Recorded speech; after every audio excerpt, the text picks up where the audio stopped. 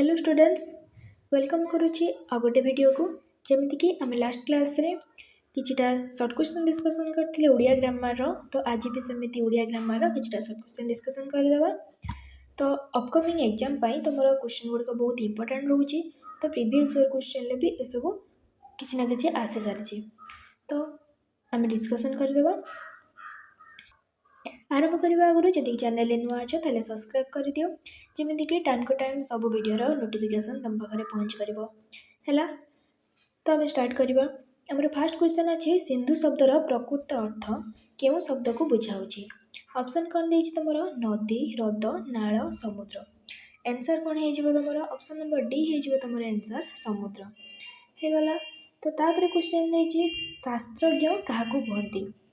शास्त्रज्ञ क्या कहती। ऑप्शन कौन दे जे शास्त्र पठन करती जे शास्त्र श्रवण करती जे शास्त्र आलोचना करती जे शास्त्र प्रकाश करती। तुम आंसर कौन हो ऑप्शन नंबर सी हो तुम आंसर जे शास्त्र आलोचना करती होगला।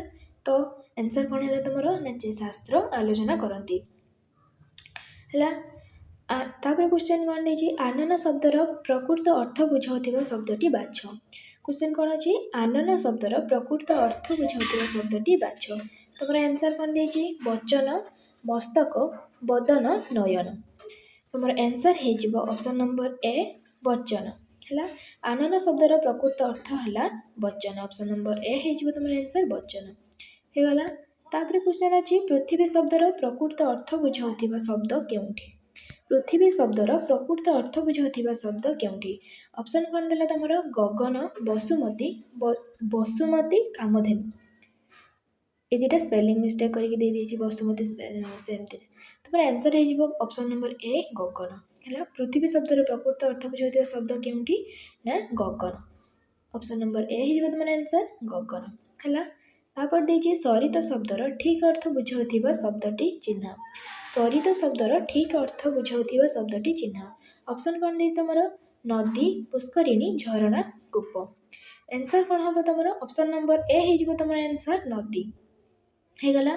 सरित शब्दर अर्थ कौन नदी है।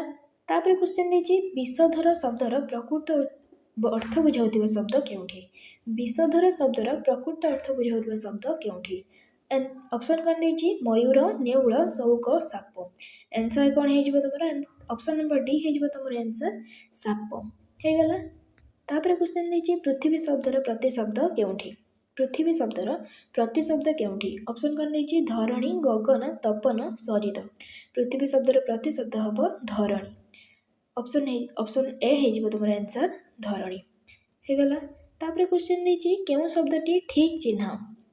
क्यों शब्दटी ठीक चिन्ह। ये तीन टा ऑप्शन दे तो तुम स्पेलिंग मिस्टेक कर तो यार आंसर हो ऑप्शन नंबर बी ठीक हो तुम यही अभिषेकटा। ऑप्शन नंबर बी हो तुम आंसर।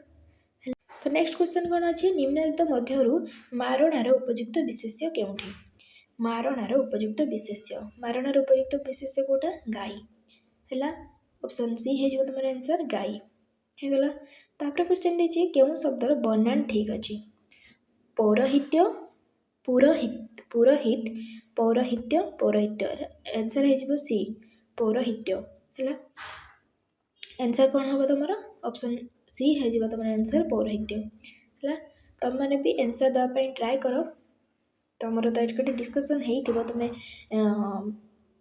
रिविजन हो जाए तो यार आंसर तुम जानी आगुरी तो फास्ट तुम देवाई ट्राए कर। तापर क्वेश्चन अच्छी कौन सलिल शब्दर प्रकृत अर्थ बुझाऊा शब्द केउठी। सलिल शब्दर प्रकृत अर्थ ऑप्शन कौन दे लीला सहित जल तरंग सुधा। आंसर कौन हो यार ऑप्शन नंबर बी हो आंसर जल होगला।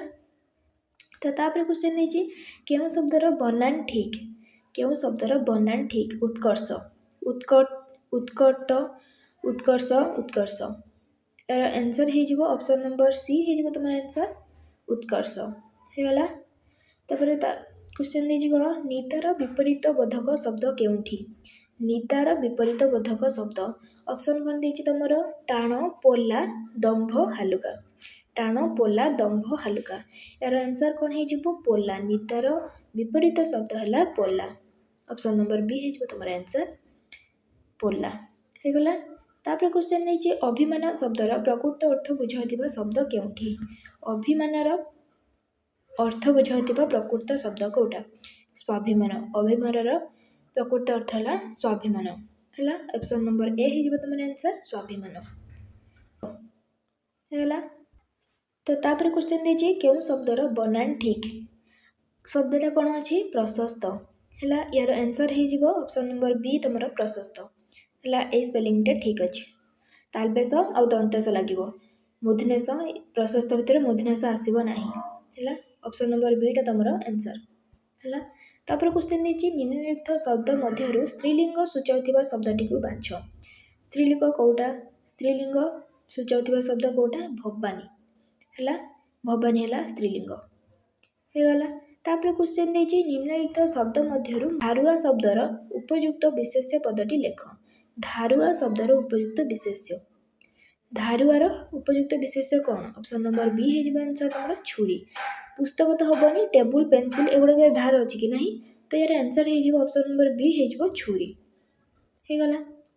तुम नेक्स्ट क्वेश्चन अच्छे क्यों शब्दटी ठीक भाव लेखा जाइए। दासरथी दासरथी दासरथी दासरथ एमती लिखाई तर आंसर हो तुम ऑप्शन नंबर ए स्पेलिंगटा ठीक अच्छी दरकार दा तालबेश थर दीर्घई है थर दीर्घई हम है। ए दासरथी स्पेलिंग ठीक अच्छे ऑप्शन नंबर ए तुम आंसर हो। तापर क्वेश्चन देखिए क्यों शब्दटीर बनान ठीक। शोभा यात्रा शब्दटा कौन अच्छी शोभा यात्रा यार आंसर कौन हो यार आंसर हो तुम ऑप्शन नंबर ए शोभा यात्रा है। ऑप्शन नंबर ए हो तुम आंसर शोभा यात्रा। तापर क्वेश्चन कौन अच्छी उन्माद शब्दर प्रकृत अर्थ बुझाउथिबा शब्द केउठी। उन्माद उन्मादर प्रकृत अर्थ कौन ऑप्शन देछि कपालिया सियाणिया पागल निष्ठुर यार तुम आंसर हो पागल है। ऑप्शन नंबर सी हो तुम आंसर पागल होगला। तापर तुम क्वेश्चन अच्छी तले देथिबा शब्द मध्यरु सुनीलर उपयुक्त विशेष्य पदटी लेख।